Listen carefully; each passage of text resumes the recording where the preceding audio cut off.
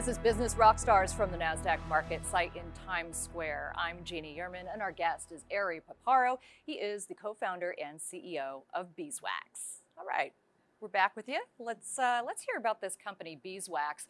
I oversimplified it. I said that basically you let clients bring digital ad buying in-house.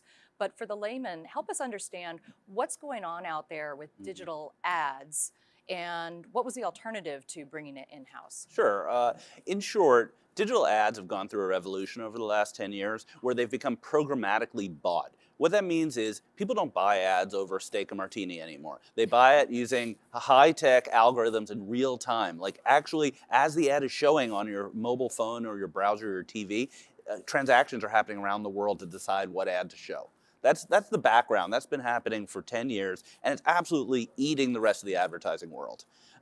There are platforms for buying these ads, including Google and some other platforms, and they're ultimately somewhat simplistic. It's kind of like buying a stock using an online broker. You place the order, you get what you want. We found that there was a whole class of marketers and media companies who wanted to operate at a different level. Kind of like, to use that stock metaphor, they want to operate a hedge fund, right? They didn't want to just press a button and get an equity. They wanted to have raw data, custom algorithms where their data scientists were writing the algorithms that decided what ads to buy and how much to pay. And there were no tools to let them do that. And building themselves was just way too expensive to hook into all of the different ways you could buy ads.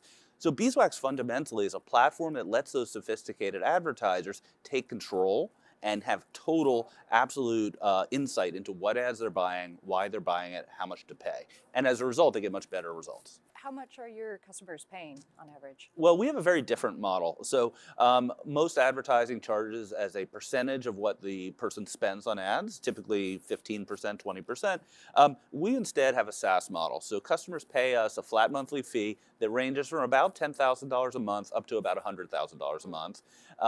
And that enables them to buy as much ads as they want, depending on their sort of business strategy.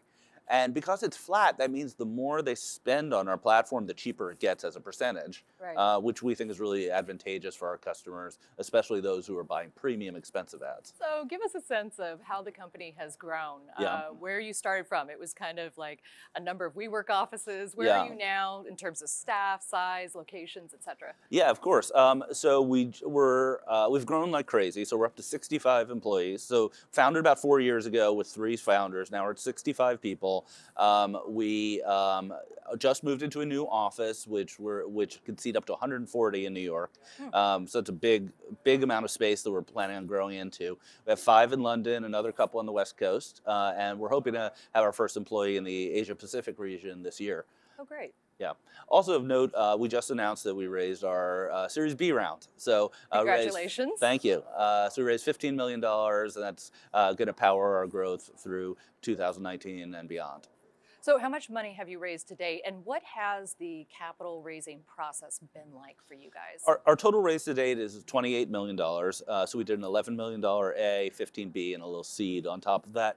The capital raising process is interesting because it's sort of a tale of two cities. On the one hand, we have very good numbers as a SaaS company, and SaaS is the hot area to invest for private market investors. So we look like one of the fastest growing SaaS companies anyone's ever seen, which is great.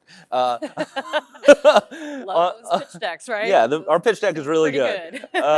On the negative side, we are an ad tech, and ad tech has a very poor reputation among investors because a number of flameouts, especially in the public markets, and so many investors are significantly soured on the sector.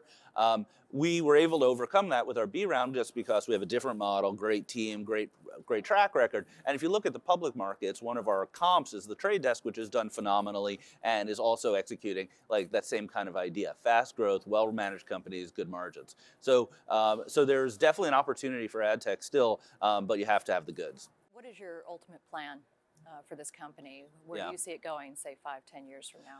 Well, our internal goal is to double in size each year for the next 2 years. That's our short-term goal, which will make us a fairly sizable software company and a profitable one.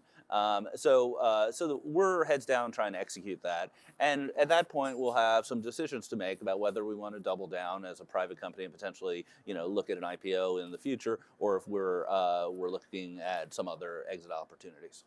All right. It's been a sheer pleasure to talk with you, Ari. Thanks Absolutely. for coming by. Thanks for having me. From the NASDAQ market site in Times Square, I'm Jeannie Yerman, and this is Business Rockstars.